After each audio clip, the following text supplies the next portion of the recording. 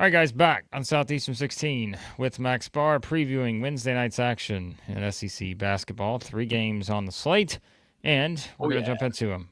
Max, number 1, Auburn hits the road to play LSU in Baton Rouge at the PMAC there. 6 p.m. Central tip-off on the SEC network. And we know kind of where these two teams have been at this season. Auburn coming off Yep. a big win against Tennessee on the Plains. Meanwhile, LSU sitting at 1-5 in the league.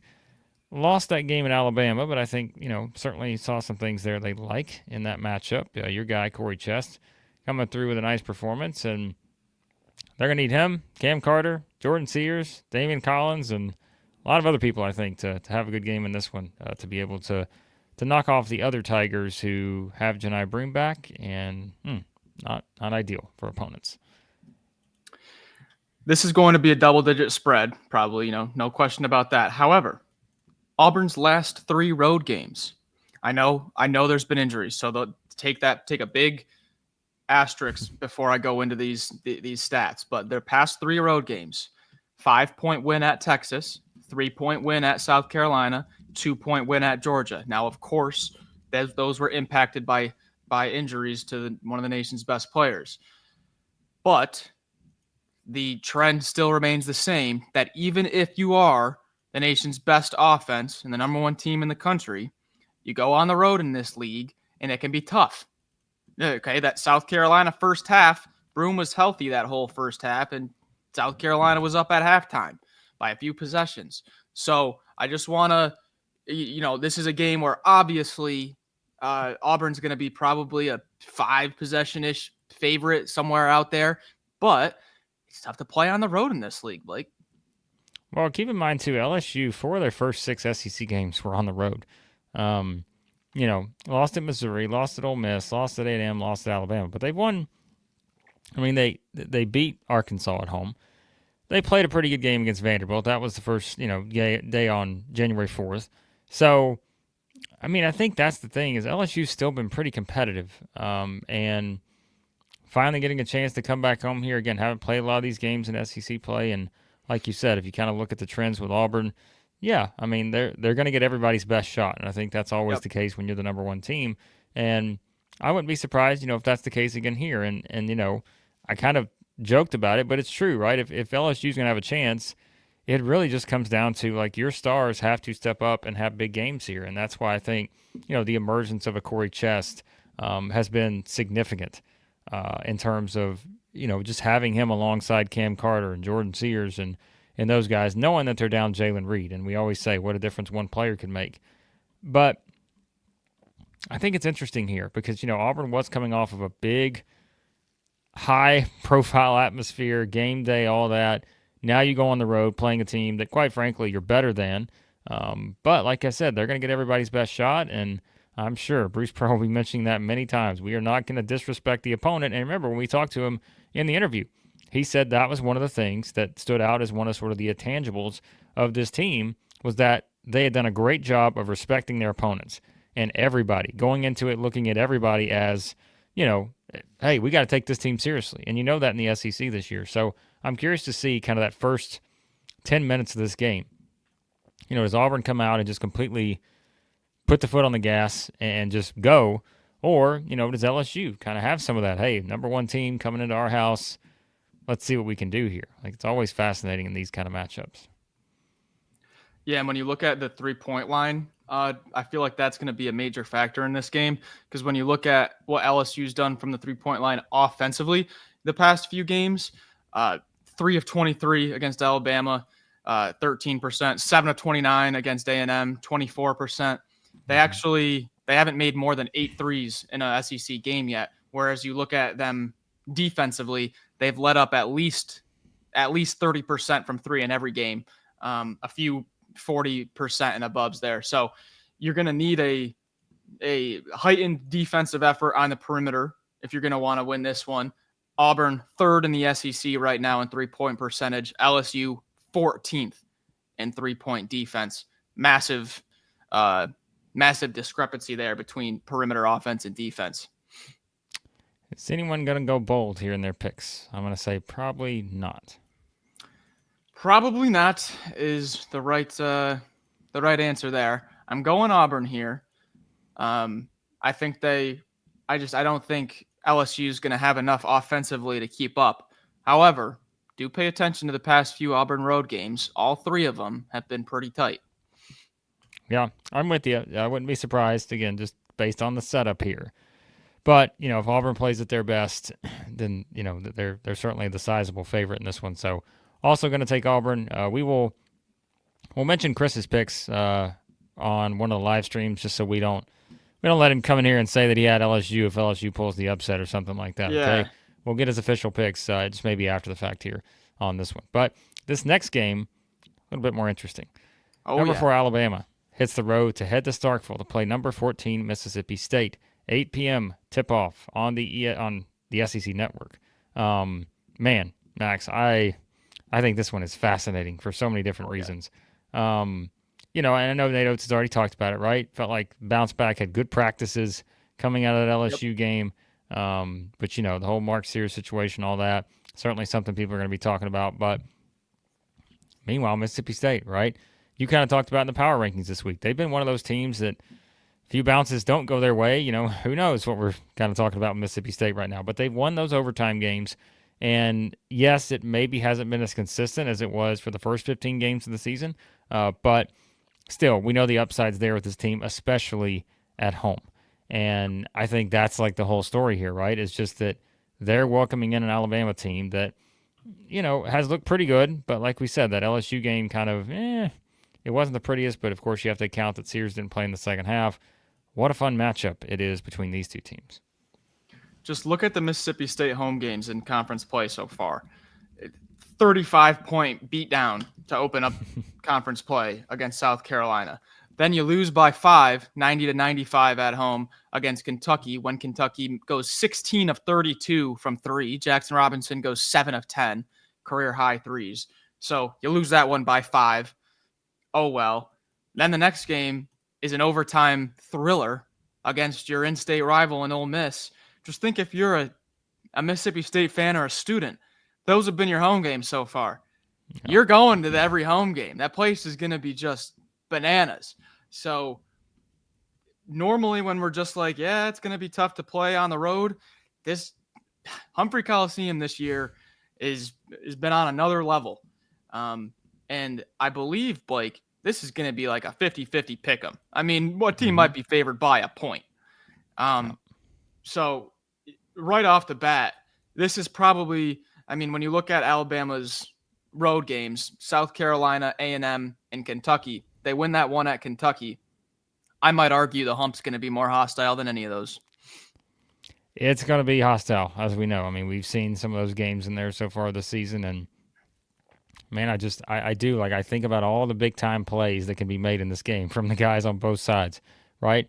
Josh Hubbard, what he can do. And, we talked about kind of guys who have stepped up, like Riley Kugel. Look at the way he's playing right now for Mississippi State. I think that's been a big difference, just in them being able to sustain more offense. We talked about Keyshawn Murphy, Cam Matthews, of course. I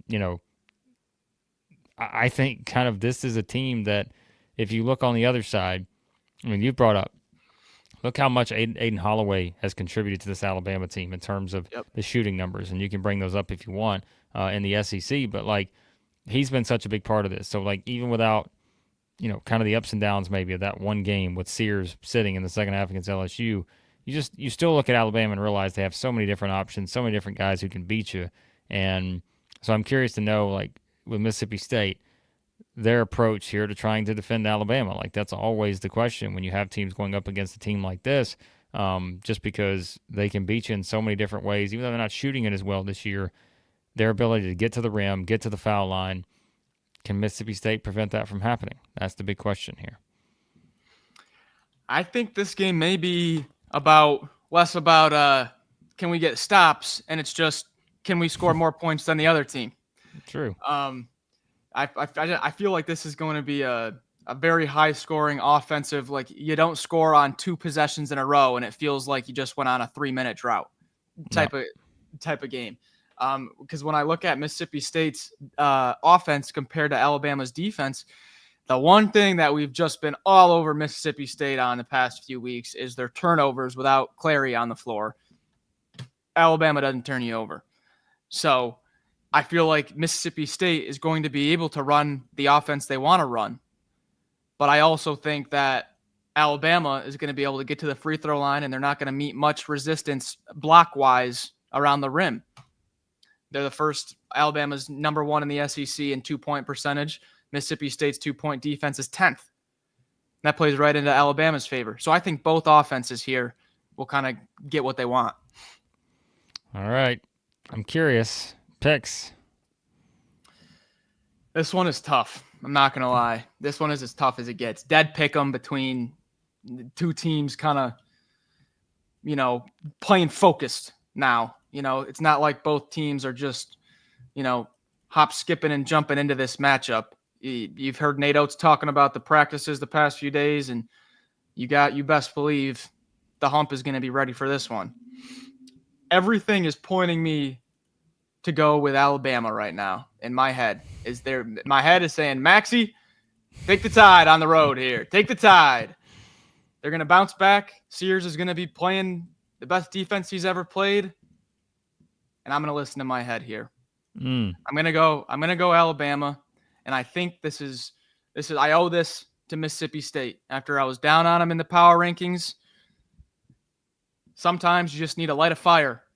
And that's what I'm trying to do here. Give me the Tide.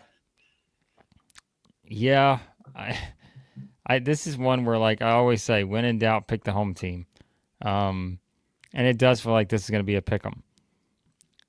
But I do wonder, is this kind of that spot where after what happened in the LSU game, Alabama comes out with sort of a fire that you see from a team that's played the toughest schedule in the country this season. And they've been in these situations before and found ways to win. I'm going to pick that here. Initially, when I came into this, I was going to pick Mississippi State.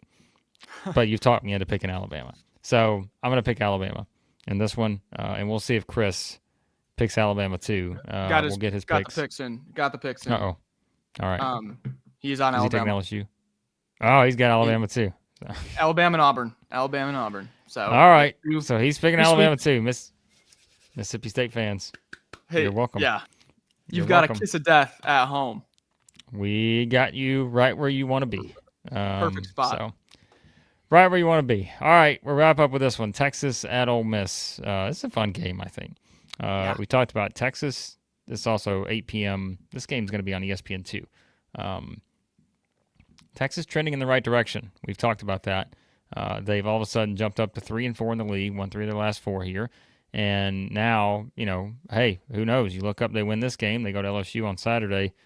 What do you know? Texas could be back above 500 heading into the next week. We'll see, though, because it's a tough matchup because, again, Ole Miss has lost 3 straight, but remember how they've lost those 3 games. Lost in overtime at Mississippi State, 1-point loss at home against A&M, win a game where they should have won. Probably had a 99% chance to win maybe at one point. And then lose at Missouri, who's playing well, we know, at home this season too. So, yeah, Ole Miss gets to come back 3 straight games in Oxford. What a nice setup that is. Over the next, I think it's 6 days. They play Texas, Auburn, and Kentucky. Incredible opportunity here for the Rebels, Max. Yeah, they need this one bad just to get back on the right track. I think it was after the Texas A&M game, Chris Beard in the post game was just like that. That's a hurting locker room right now. Mm-hmm. It's these boys are feeling it right now. They just went toe to toe with their in-state rival and lost in overtime, and then controlled the entire bounce back game and get a heck of a 3-point shot on the last possession by Obaski to break the hearts. So mentally, massive game here for Ole Miss. When you look at the matchup and how much Texas has improved over the past few weeks, I think you got to hand a lot of credit, which we have not given him, to Julian Larry and kind of how he's been able to settle down this offense at the point, bringing the ball up, but also what he's able to do defensively.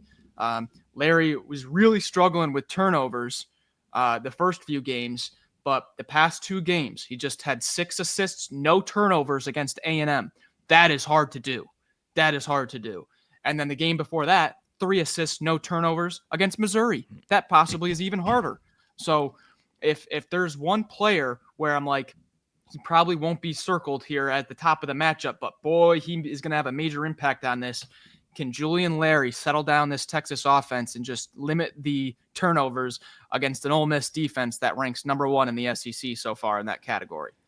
Yep, two teams do a good job of taking care of the ball this season. But yeah, like you said, Ole Miss has been able to turn that into some offense, and that would probably be the difference in this game. If we look up afterwards and like, that was pretty easy. It was just a matter of them being able to force more turnovers, and we've kind of talked about that in other matchups too in this. And so, yeah, I think it is kind of a fun, stylistic matchup here. You got two older teams. We always talk about kind of the ages of these teams in the SEC, but these are two of the older ones in terms of just to look at the lineup they play. Got a bunch of guys who played a lot of basketball at this point. Obviously, Texas has some good size in this, and we kind of know what they can do in a matchup like this. And I think, Max, to me, this is one where I look at the way Trey Johnson has played, and like you said, sometimes we go into these games and you have to look at the guys who maybe have not been talked about enough, but you also look at it and you just look at what this guy's been able to achieve this season. And having, I think, a guy like that, and we've seen, in different ways, I guess, like a Malik Dia be able to do that for Ole Miss at times and such. But, man, Trey Johnson is just – and Chris Beard's probably looking at the tape right now thinking, all right, what do we do here? Like, how do we stop this guy? He's just been fantastic. How many big shots he's made. So I'm curious, too, not just from the forcing turnovers aspect for Ole Miss, but what is their game plan, in terms of how they try to guard Texas here, knowing that Trey Johnson he can be the game changer. And I'm really fascinated to see kind of how they come out and guard him and what kind of the approach is there. And both teams kind of cancel each other out with their kind of Swiss Army knife players both being out, with Kaluma for Texas and Dre Davis for Ole Miss. So pay attention to the injury report for that, but that's a pretty much, in my eyes, you cancel each other out right there. Two guys that do a little bit of everything for their teams. You could argue maybe Kaluma does a little bit more offense and Dre Davis does a little bit more defense, but very similar to what they bring to their team. So a lot of times we're pulling on injuries. Still no Kendall Weaver, but they've been doing fine without him. We ready for some picks? I think I know where we're going on picks here, but I'm curious. Let's see. I think I know too. So I'll cut to the chase. I'm gonna pick Ole Miss here. Just because I think they're gonna play with a level of desperation that's needed to win a game like this. I think the spot is set up for Ole Miss. Texas is playing real well, coming off of two important home wins when they've played on the road, lost by 24 at Florida, did pick up the Oklahoma win, lost by 20 at A&M. They were losing by about 20 against A&M even at home last game before they stormed back. So I think Texas, while they've been doing a lot better, maybe due to come back down to earth just a little bit, and I feel like the opposite is due for Ole Miss. So I'll go Rebels. Yeah, I think Ole Miss needs this more. Yep. After the 3-game losing streak, because we said, remember what's after this. Home games against Auburn and Kentucky, which are by no means gimmies, right? And so you don't want to put yourself in that position. 4-game losing streak heading into a game against Auburn. That's not an ideal spot to be in. So I'm going to lean on Ole Miss getting it done here. Again, desperation. We're not saying they're going to miss the tournament if they lose this game, but it is a big game for them coming off of kind of some of these close losses. So I'm going to pick Ole Miss, but I think Texas makes this interesting because they are certainly playing better basketball right now. And I wouldn't be shocked if they win this game, but I think that the turnovers may be the difference here. Ole Miss finds a couple more and turns it into offense, and that's your difference. So Chris's pick. Chris is also going Ole Miss, so we're sweeping all here. Yep. Could be a little bit nerve-wracking. Oh, boy. What could go wrong? We'll find out. But, of course, we'll have you covered here at Southeastern 16, all the action on Wednesday nights. And, of course, check out everything else we've got on the channel to get you ready for all these other games and a lot of fun stuff, of course, on the way here in a unprecedented SEC basketball season. So hit that subscribe button. Hit the like button on your way out. We appreciate you watching. We'll talk to you again soon at Southeastern 16.